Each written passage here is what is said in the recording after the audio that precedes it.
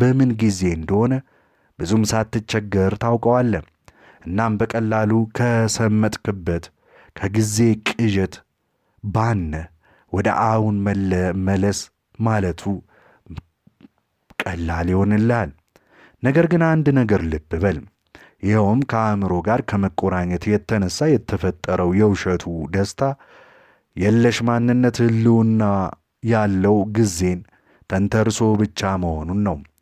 የአእምሮ ስሪት የሆነ ደስታ የለሽ የውሸት ማንነት የአሁን ጊዜ ማለትም ለእርሱ ህልውናው የሚያከትምበትና ሞቱ እንደሆነም ያውቃል። እናም የአሁን ጊዜ ለእርሱ እጅግ ስጋቱ ነው። አንተን ከአሁን ጊዜ ለማስወጣት የሚችለውን ሁሉ ያደርጋል። አንተን በጊዜ ወጥመድ ታንቀ እንድትቀጥል ይሞክራል። የህይወት ጉዞ ጠሊቅ ዓላማ። ጥያቄ እያልክ ያለው ነገር እውነት እንደሆነ ገብቶኛል። ነገር ግን ሁላችንም ብንሆን በህይወት ጉዞአችን ዓላማ ሊኖረን ግድ እንደሆነ ነው አሁንም ድረስ የሚሰማኝ። አለበለዚያ ግን የህይወት ጉዞአችን ዓላማ የለሽ ይሆናል። ዓላማ ማለት ደግሞ የወደፊቱ ነው አይመስልህም? ህይወት በአሁን ቅጽበት መኖር ነው የሚለው ጋር ይህንን እንዴት ማስታረቅ እንችላለን? መልስ፣ ስትጓዝ ወዴት እንደምትሄድ ወይም ደግሞ ቢያንስ ወዴት እየተጓዝክ እንደሆነ ጥቅል አቅጣጫ ማወቁ ጠቃሚ እንደሆነ ምንም አያጠራጥርም። ነገር ግን አንድ ነገር እንዳትረሳ፣ ይኸውም ወጣም ወረደ ጉዞውን በተመለከተ ብቸኛው እውነትና ሐቅ ይህ ቅጽበት የምትራመዳት አንዲት እርምጃ ናት። እውነታው ይህ ነው። ያለውም ይህ ብቻ ነው። የህይወት ጉዞ ውጫዊ ዓላማ እንዳለው ሁሉ እንዲሁ ደግሞ ውስጣዊ ዓላማ ሊኖረው ግድ ይላል። ውጫዊ ዓላማ ግብህ ላይ መድረስ ነው። አደርገዋለሁ ብለህ ያቀድከውን ነገር ማሳካት ይሆናል። እርግጥ ነው ይህንን ወይንም ያንን አሳካለሁ ማለት ወደፊትን ታሳቢ ያደረገ ነው። ነገር ግን ግብህ ወይም ደግሞ ወደፊት አደርገዋለሁ ያልካቸው ድርጊቶች አብዛኛውን ትኩረትህን ከወሰዱብህና አሁን እያደረግክ ካለኸው የሃ ብሎ ጅማሬ ይልቅ እነርሱ የበለጠ አስፈላጊ ሆነው ከታዩ የጉዞውን ውስጣዊ ዓላማ ፈጽመ ስተኸዋል። የጉዞ ውስጣዊ ዓላማ ደግሞ ስለምትሄድበት ቦታ ወይም ደግሞ ስለምታደርገው ነገር ምንነት ጋር ምንም የሚያያይዘው ነገር የለም። እርሱ ጉዳዩ እንዴት የሚለው ነገር ላይ ብቻ ነው። የህይወት ጉዞ ውስጣዊ ዓላማ ከወደፊቱ ጋር አንዳች ጉዳይ በፍጹም የለውም። ይህ እርሱን አይመለከተውም። እርሱን የሚመለከተውና የሚያሳስበው ነገር ቢኖር አሁን በዚህ ቅጽበት ያለህ የንቃተ ህሊና ደረጃ ነው። የቦታና የጊዜ የአግድም እይታ ውጫዊ ዓላማ ነው። የጊዜ አልባው አሁን ሽቅብ ቀጥ ያለ እይታ ደግሞ የአንተን ሰዋዊ ማንነት ማጠንቀቅ። ውጫዊ ጉዞ ምናልባት ሚሊየን ድርጊቶች ሊያካትት ይችላል። ውስጣዊ ጉዞ ግን ድርጊቱ አንድና አንድ ብቻ ነው። ይኸውም አሁን እያደረግከው ያለው ድርጊት ነው። ይህንን አንድና አንድ ብቻ የሆነ ድርጊትን የበለጠ በጥልቀት እየተገነዘብከው ስትመጣ ለካስ እርሱ አንዱ ራሱ ሁሉንም ሌሎቹንም ድርጊቶች እንዲሁም መዳረሻን በውስጡ አካቶ መያዙን ትደርስበታለህ። ከዛም ይኸው አንድ ድርጊት አጃይብ ወደሚያስብል ጥንቅቅ ያለ ማራኪና እንከን የለሽ ድርጊትነት ይለወጣል። አንተን ወደ ሰዋዊ ማንነት ይወስድሃል። የሰዋዊ ማንነት ጸዳልም በእርሱ ይንጸባረቃል። የውስጣዊ ጉዞ ዓላማ እንዲሁ ፍጻሜ ይሄ ነው፣ ራስን የማግኘት ጉዞ።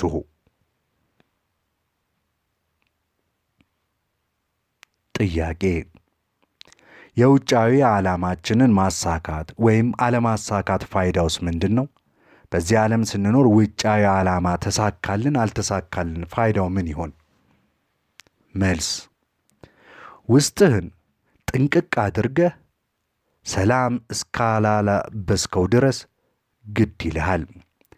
ይህንን ካሳካ በኋላ ግን ውጫዊ ዓላማ ለአንተ ጨዋታ ነው የሚሆንልህ።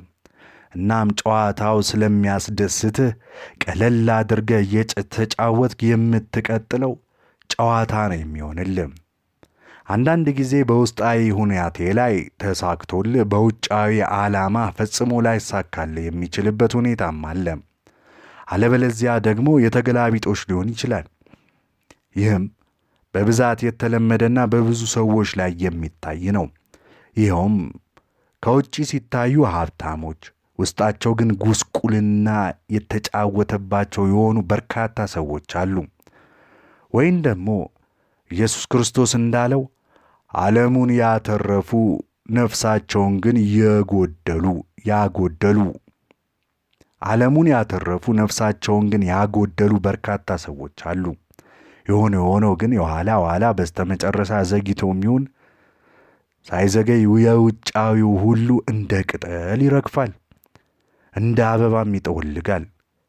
መጨረሻውም ቤሳቤስቲን ይሆናል። ምክንያቱም ውጫዊው ሁሉም ነገር ጊዜያዊ ነው ለሚለው ሕግ ተገዢ ነውና ነው።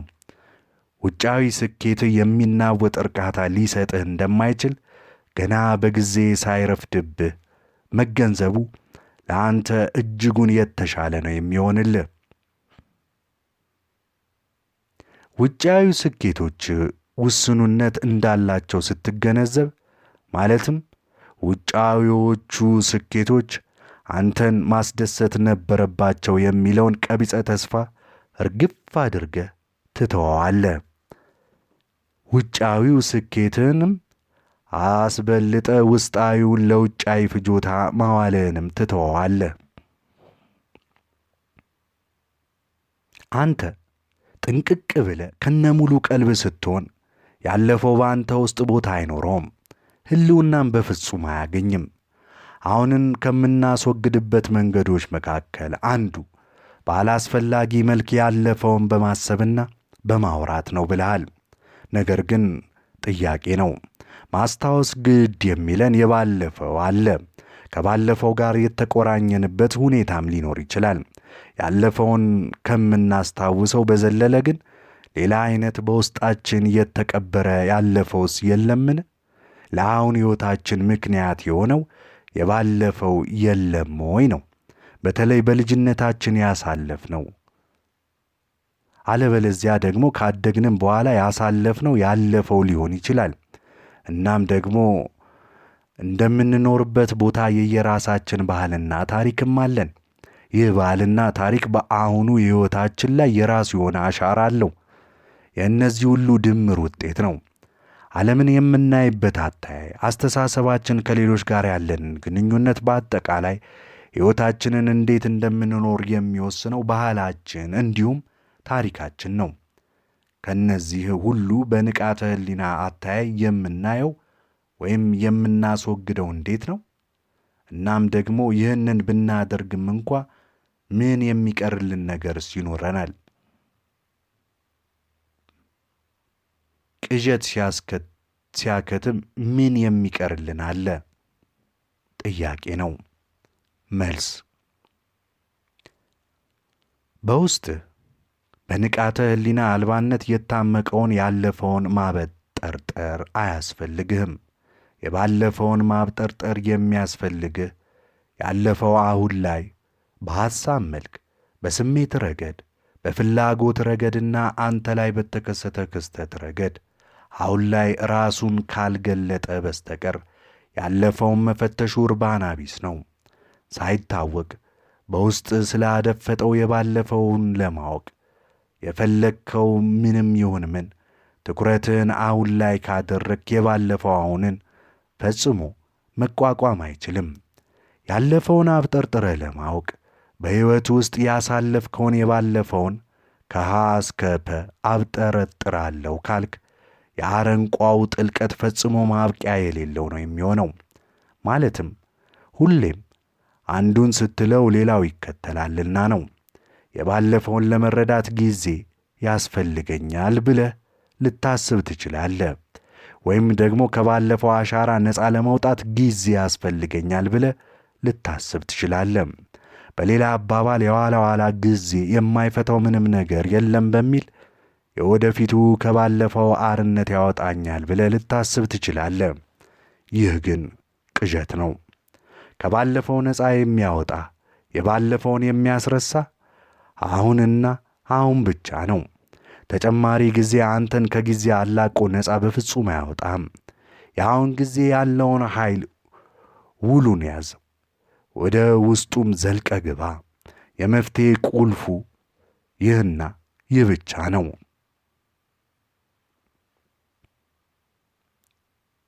ጥያቄ: የአሁን ጊዜ ኃይል ማለት ምን ማለት ነው? መልስ: ምንም ማለት አይደለም።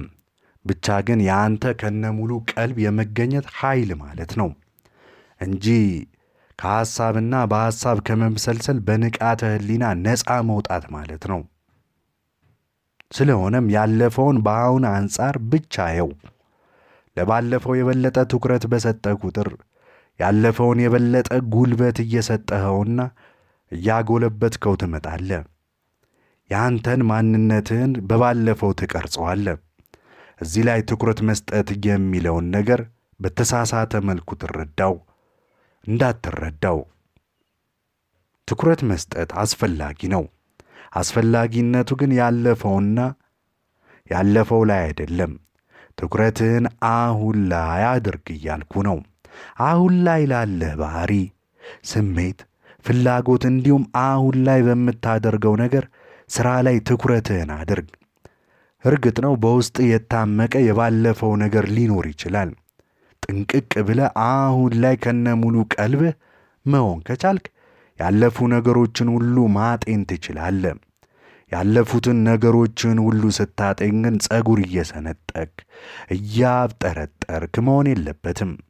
ይልቅስ እንዲህና እንዲያ መሆን ነበረበት ሳትል እንዲሁ ቀለል አድርገህ ብቻ ነው። ይህን ስታደርግ በአንተ ከነሙሉ ቀልብ በመገኘት ኃይል የባለፈውን ድምጥማጡን ታጠፈዋለህ። ወደ ኋላ መለስ በማለት ራስህን ልታገኘው አትችልም። ራስህን ለማግኘት የምትችለው አሁን ላይ በመሆንና አሁን ውስጥ በመዝለቅ ብቻ ነው። ጥያቄ: አሁን ለምናደርገው አንዳንድ ነገሮች የባለፈውን ማጤን ጠቃሚ አይደለምን? መልስ: አሁን ስላለበት እውነታ የበለጠ ባወክ መጠን አሁን ላይ ለምታደርጋቸው ነገሮች መፍትሄና መላዎች ድንገት ፍንትው ይልልሃል። እናም ደግሞ በባለፈው የሆኑትን ነገሮች ታስታውሳለህ። የበለጠ ንጥር አድርገህም ታያቸዋለህ። እርግጥ ነው አሁን ለምታደርጋቸው አንዳንድ ነገሮች መለስ ብለው የኋላውን መቃኘት ጠቃሚ ሊሆን ይችላል። አብይና አስፈላጊው ነገር ግን አይደለም። ዋናው አስፈላጊው ነገር በንቃተ ሕሊና ከነሙሉ ቀልብያ መገኘት ብቻ ነው። ይህ የባለፈውን ያመክነዋል፣ ድምጥማጡን ነው የሚያጠፋው። የስር ነቀል ለውጥ ፍቱን መላም ይኸው ብቻ ነው። ስለሆነም የባለፈውን በአንክሮ ለመረዳት አትፈልግም። ነገር ግን በተቻለ መጠን ሐሳብህ ወዲህና ወዲያ ሳይበታተን ከነሙሉ ቀልብህ ሁን። በአንተ ጥንቅቅ ብለህ ከነሙሉ ቀልብህ መገኘት ውስጥ የባለፈው ህልውና ሊኖረው አይችልም። የባለፈው ህልውና ሊኖረው የሚችለው ሐሳብህ ሲበታተንና ቀልብህ ሲደርቅ ብቻ ነው። ምዕራፍ 4 አበቃን። ምዕራፍ 5 ከነሙሉ ቀልብ የመሆኑ ናቴ የሚለውን እናያለን። መልካም ቆይታ።